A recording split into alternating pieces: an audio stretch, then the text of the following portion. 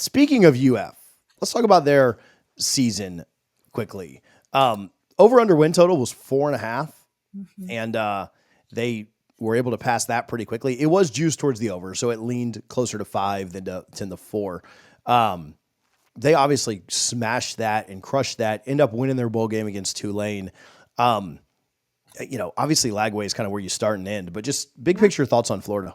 We talked on my other channel, A Peek Inside Florida Gator Football, in July, and the number that I had picked was 8-5, which is what they finished at. Now, I said this in a video earlier today. I'm not going to pat myself on the back too hard because sounds a little bit like you're September. I was pretty sure we weren't going to be finding 2 wins the rest of the season. So this is not how I saw Florida getting to 8-5. I really thought that they would pick up wins against Texas A&M and Miami, and that they would then struggle with LSU and Ole Miss. And that's, not how it really played out, but they showed real improvement. And then they picked it up on the recruiting trail as soon as Scott Strickland, made it very clear publicly that Coach Napier was the guy for 2025. We saw commitments roll in. We've seen some comments on the side of this video during our live. If you're watching this in the replay, then you can't read these probably. But people asking about Dallas Wilson, who did commit to Florida tonight, wide receiver, originally committed to Oregon. He was committed to Oregon for about a year.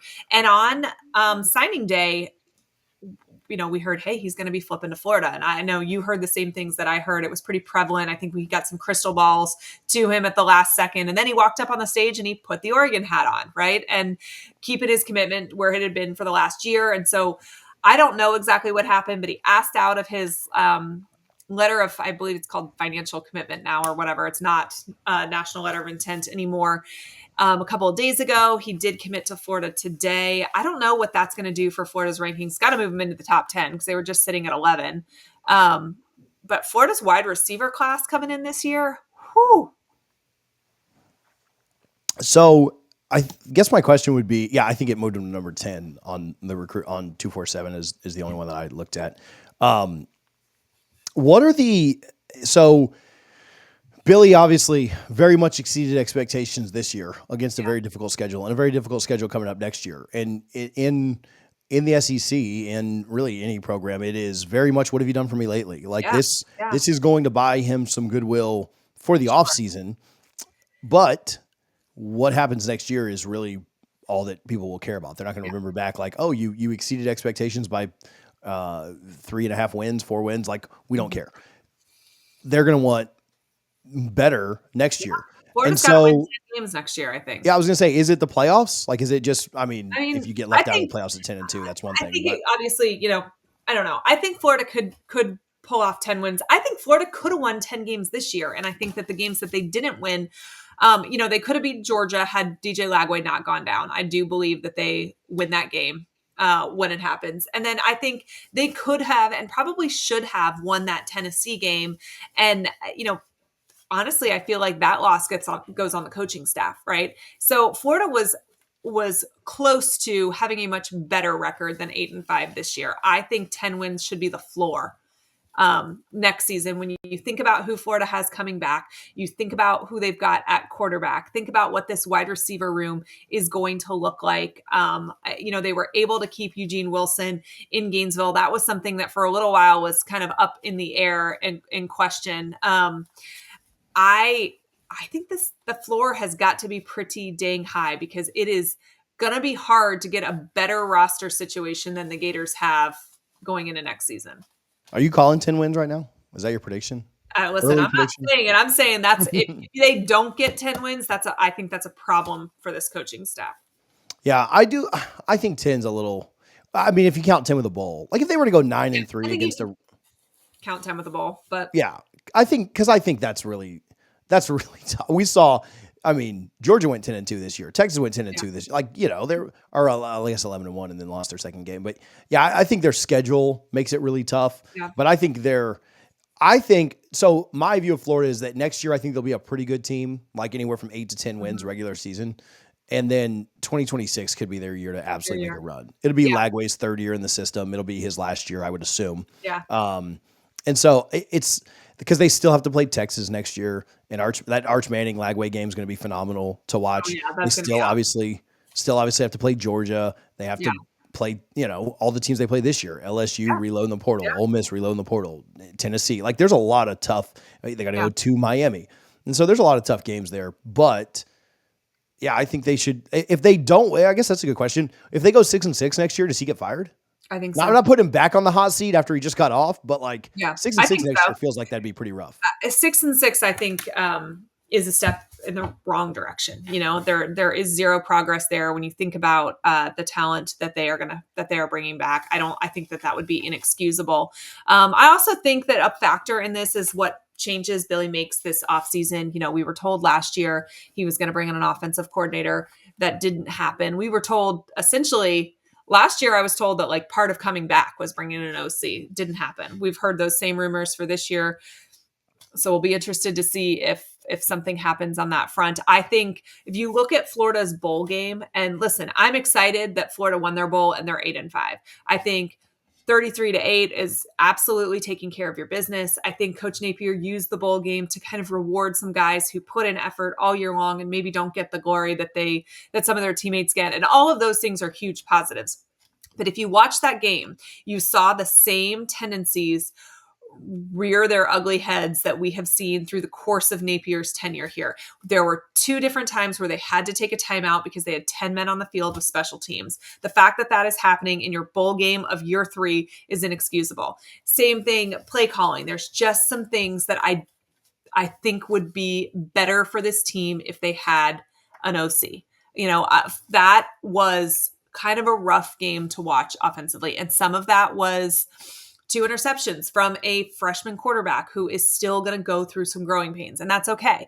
But some of that was just uncreative play calling or just bad situational awareness, which I think you could probably cut to any video I've done on Florida during the Napier era and probably find that sentence somewhere in my recap of whatever game we're talking about, right? Is that there's just a lack of rhythm sometimes, and third down play calling is a lot of times pretty garbage. So that is an area that I think Florida could improve on. If Florida hires an offensive coordinator, and I don't think they need a new offensive system. I think Napier's offensive system itself is fine. I just think that sometimes the in-game rhythm is hard for Napier to get a good feel for. And I think it's hard to wear 2 hats as the head coach and the offensive coordinator. Somebody commented Lagway can't move, pump the brakes until he's fully healthy. And that's true. You could tell as he was leaving that field. I don't know if you saw TJ at the very end of the game.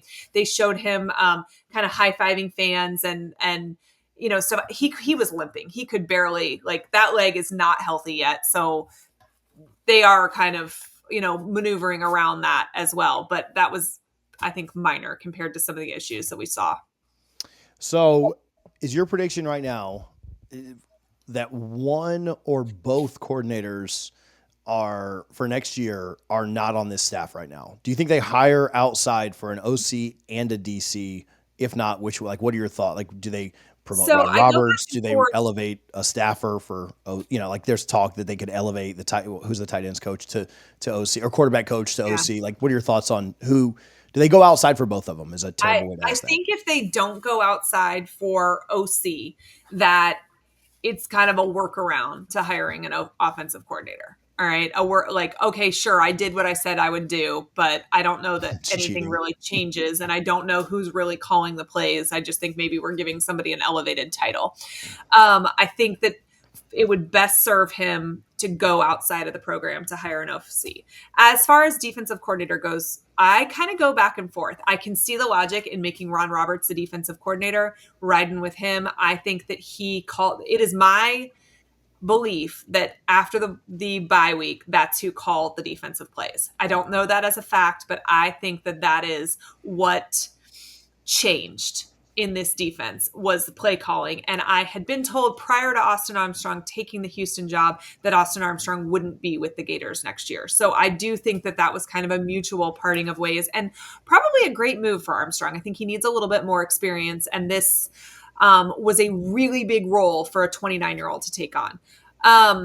So I can see a scenario where they stick with Ron Roberts. Now, I can see a scenario where they go outside as well. We've heard, that there's interest in bringing Bateman back, who's obviously at Texas A&M and doing pretty well there. I don't know. We passed on him as a defensive coordinator the last time we were hiring one. So would he have interest in that? We've heard rumors that Charlie Strong's coming back to the staff. I can't imagine that would be in the role of a defensive coordinator, more of some sort of staffer, I think, probably to help with recruiting and to kind of help guide some of these coaches. But I don't know. I'm interested to see what we do there. But I'm more worried about who we hire as an offensive coordinator. Anybody in their right mind would be excited to coach this defense. It's the UFC. I'd go outside for offense for sure. I agree with you. I think if you just elevate the QB coach or the tight ends coach, then it's like, all right, man, come on, cut the crap. Defense, I wouldn't change what's working, right? Like, you need to win, right? Yeah. And bringing in a new DC, they got to learn his system. They got to change everything up. When you bring in a new DC, a lot of times you start slow. Mm-hmm. And so it wouldn't surprise me if Florida's defense looked worse in the beginning of the year next year with a new guy in there than later in the year. And so, if I'm Florida, I'm hiring outside for offense. Do you have to hire anybody, though? Can't you just say, okay, we don't have co-D coordinators anymore. Ron Roberts. Oh, yeah. You just elevate his title, right? You move him up. You're not hiring him. But I'd hire outside for offense, inside for defense. So. Yeah.